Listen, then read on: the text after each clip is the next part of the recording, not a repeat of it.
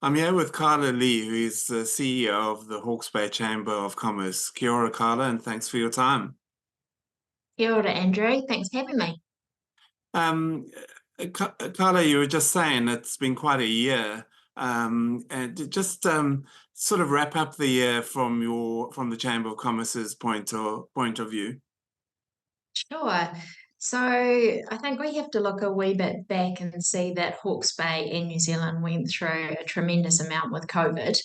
So we came through a good 2 years, and 23 was really the year that we were all looking forward to. No lockdowns, no restrictions, business was back to normal, and we could actually grow and thrive. So that's what we walked into in January and what we were looking forward to when we were in the end of 2022. But as you know, we came into January all positive, and then we were hit by the cyclone. So that has really had a massive impact on Hawke's Bay businesses. So they were faced with the fact that it severely impacted pockets throughout Hawke's Bay, and that was really difficult. And those who actually were affected were damaged to an extreme level. So we had the fact that Napier was basically an island in itself. Wydal was cut off from the rest of Hawke's Bay. Um, it was difficult to get to Auckland, which was our main artery through to for all of our transport and our supply chains. So we really just had the south of Hawke's Bay where we could get things in and out. So the impact on business was massive. That first 3 months was really difficult. And the chamber was faced with trying to support businesses through that time. Fortunately, we got some funding in that could help small businesses. But as you know, our primary sector really took the brunt of what will be years and years of recovery. So it has been a huge year, and I mean, we are fighters, we are survivors, and we are resilient. So we have really got back into things and got up and running as fast as possible and supported each other, but knowing that there are still some sectors and some businesses that need a lot of support. And this is not a quick turnaround for anyone. It's actually going to be a long-term journey for all of us because we're all impacted by each other and what we actually do here in Hawke's Bay. And then quite a few grants paid out to businesses. What was the uptake on that, and was all the money paid out? Yeah, so that came in three tranches, but we didn't know we were going to get that right at the beginning. So government came out and announced after a few weeks that that was what would happen. There would be approximately 7.5 million that would go to businesses to help them get back up on their feet, get moving, help with their cash flow immediately. So it was an immediate response to help businesses. And right at that stage, we didn't know what the uptake would actually be, how much was needed, and if government would actually give us any more support because we were told that was it. However, the request for funds were huge. So we had to put ourselves in a position where we stuck by the criteria, and then we created the panel, which went through all of those applications and funded those businesses that needed help. We did get another round of funding, but we were told after that it would be that's it. And we still had approximately 7.5 million that we could see was needed for Hawke's Bay businesses. So in that last lot of funding that government gave out, we were talking to them all the time. They gave us a bit more than what was required, but in their contract there was a refund payment in that. So we covered and we stuck by our same system and our same criteria. So businesses were judged and given all equally. Now, on top of the cyclone and that, there's also been a cost of living crisis and that, which obviously has had an impact on businesses. What have you heard from your members about that? So inflation, mortgage rates, everything is sort of coming all at the same time. And what that does is it puts prices up on what materials cost. So when there's an increased cost, unfortunately, that has to go through the system, and businesses don't like to put their prices up because everybody's in the same boat, but something has to give. So it's been really hard for people to go through that process and realize that we actually need more money to live. And that has actually impacted businesses as well.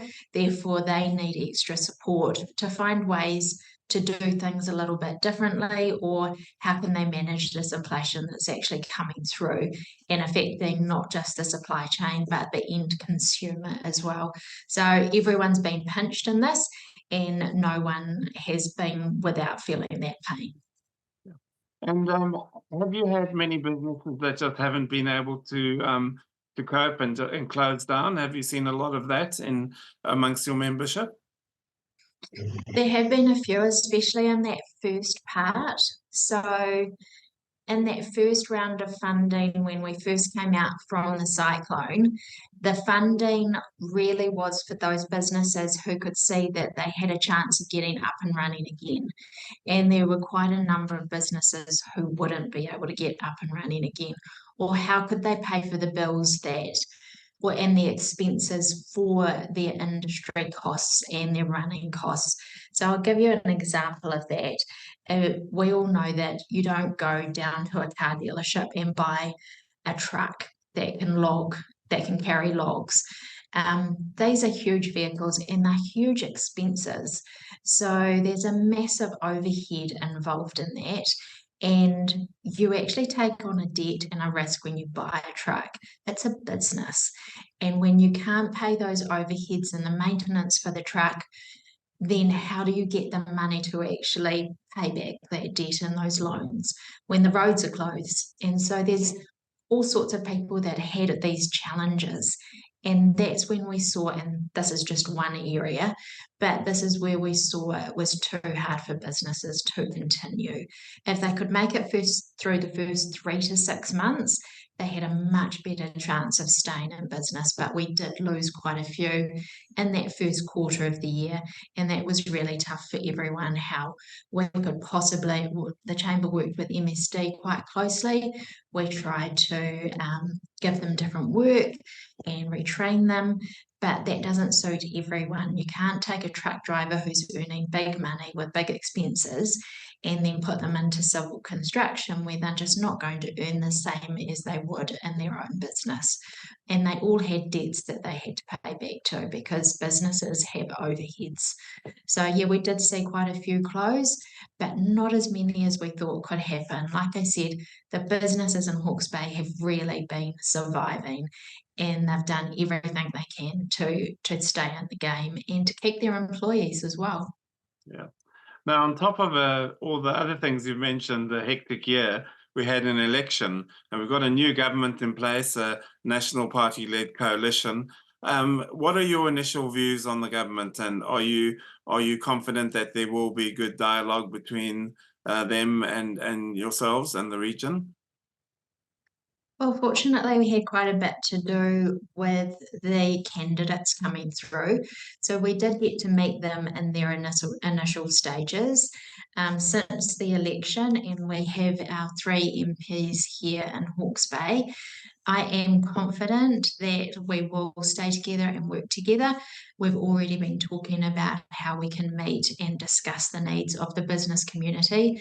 So that's encouraging that they are open to hearing what is happening here and what they can do and what they can take to Parliament.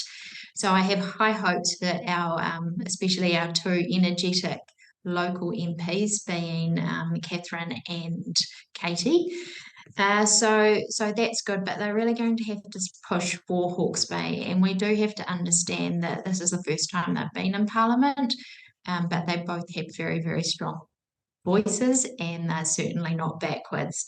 As far as business goes with the new government, they are making a lot of changes naturally, and they've got their first 100 days out. So one of their first plans that they plan to do is restore the 90-day employment trial periods for all businesses, whereas before it was just for small business. So that's going on a larger scale now.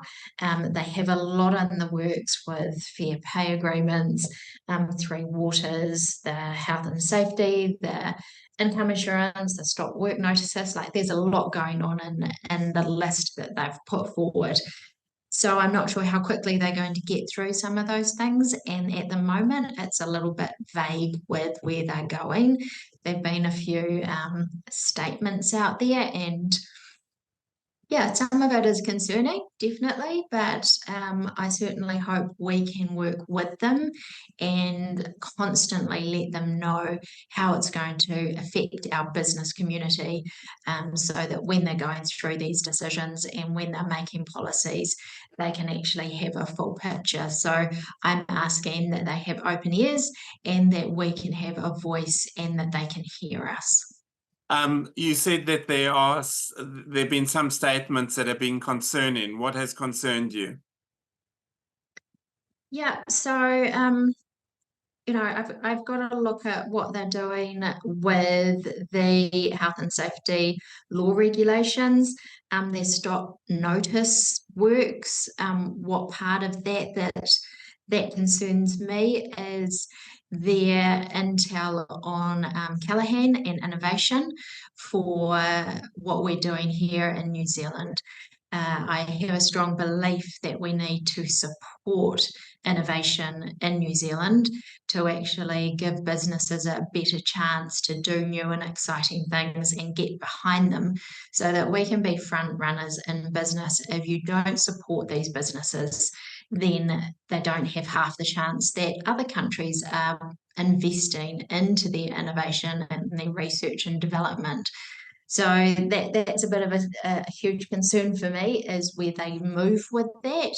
I certainly hope they can have a really good, thorough look at what and why and how those systems are going and the outputs and the results that we've actually seen over the last 6 or more years. I do like that they're increasing our RSE workers. That's fantastic because we know that we need pickers, even though we have lost some of our crops in the cyclone. Finding those workers have always been really, really hard. We talk to businesses all the time, so we know staffing is basically the number one problem with businesses. We know that businesses need help training their staff, they need skilled staff, and they need to know where funding is for how the government and how central and local government can actually support them work better, work harder, grow, and be more economic in our industry and in our region. And now, talking that you mentioned the 90-day trial and also the and also the fair pay agreements, are you supportive of those being done away with? So the fair pay agreements, there were some big holes in that legislation. So I'm not opposed to that being looked at more closely. So I'm looking at it from a business point of view, and the fact that I believe employers can actually be fair and reasonable with their employees, and there will be structures around that as well. 90 days, yep, that's absolute. That looks like it's coming in for all businesses. So that means large businesses will be able to do that as well. Again, I don't think that's a bad thing because we need to see that that person can fit, that everything, all the skills are there, and then also that they can fit in with the culture as well. So it gives both parties. I see employment, especially in those first 90 days, everyone wants the right fit so that we can all actually be productive and positive in what we do in our work days, because that's where we spend most of our time. Yeah. Now, just moving on to, and I think you've been involved in the. How is the regional progressive procurement strategy going? Yeah, so we definitely want to employ people from Hawke's Bay, especially for the huge rebuild that we've actually got coming up. I've had some conversations with many different businesses, And the next year, we're going to see things actually starting to kick in. And then the following 2 years will actually be totally booming. So a lot of stuff will be happening at the end of 24, 25, 26. And procurement is about employing the people here on the ground in the region or in any region that needs a rebuild or extra work. They need to get in and make sure that they are giving those people contracts in ways that they can understand them and they're easy to actually access. Some of the government forms online can be a little bit confusing, but there is a real motivation that is happening here. From a lot of people that I've spoken to, it is one of the number one items. So we've got a lot of people pushing really hard for that to happen and to keep an eye on it to make sure it will happen. It's really positive, and I'm all about employing Hawke's Bay first. Now, you recently held your big showpiece, your awards for Best Business of the Year, really. What did that tell you about our local businesses? It was actually one of our best. So this is the seventh business awards I've been involved with the chamber. At the start, when we were looking, it takes about 8 months to actually prepare for this. It's a huge event. So when we were looking at launching it, and of course some of our sponsors were hit really hard. Our principal sponsor was PAMPAC, and they were one of the most severely affected businesses. So therefore, naturally, huge nod to them that they will be up and running, and they're working really hard towards that. So we had so many challenges just getting to the line and going, do we actually do a business awards this year? Have the business community been through way too much to put this on top of them, put them through the entry form, the judging, and everything that goes along with it? So we really had to consider it quite closely. But our launch was one of our biggest in July. So I said, let's see how the launch goes. And if the business community don't want it, we can take it from there and take it off, because I'm not going to do anything that's not going to help people. So the launch was huge. So we thought, no, let's go for it. Let's get on with it. We did. Went through the process. We got the most nominations we had. We got 170 nominations. Then we got the businesses going through, and the actual evening was quite phenomenal. There was just a really huge supportive vibe in the room, and everyone who did win was so grateful but so appreciative to just be part of the process. And they were all just thanking everybody else in their categories. So the vibe was incredible. Our supreme winner was Top Line Contracting. It was a beautiful night, and one that was just raising the tide for all businesses, because they were really reaching out to help one another. So everything I saw right at the start of the year, that whole humanitarian, where we really cared about each other and we wanted to help one another, even though we were all really tired ourselves, that came back in full force at the business awards. And yeah, it was a phenomenal night, and businesses really enjoyed it. Looking forward to next year. Excellent. Now, last question. What is your outlook for the next year? Obviously, end of last year, you were optimistic, and then the cyclone happened. Are you a bit more wary about predicting a good year? What is your outlook?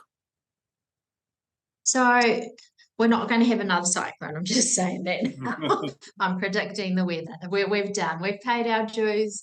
No more things. So, we've done the hard yards of really going from total survival mode at the start of this year to coming out on top and really fighting for it. And it just made everyone dig in even deeper to see what we were really made of. That gives me true optimism going into 24. These businesses want to get up. They want to go. They want to interact. They want to connect.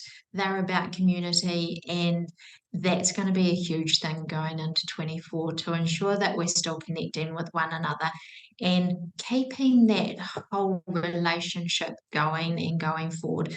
We can't take anything for granted. we've got to actually appreciate one another. We've got to lift each other as we're lifting ourselves. My president often says the story that one boat cannot rise in the ocean. The tide has to rise for everybody. And that's what I want everyone to look at and see and continue doing into 24 so that we can continue to work hard, but work hard together. Carla Lee, thank you for your time and all the best for the future. You too, Andrew. Great to finally talk. Yeah, thank you so much.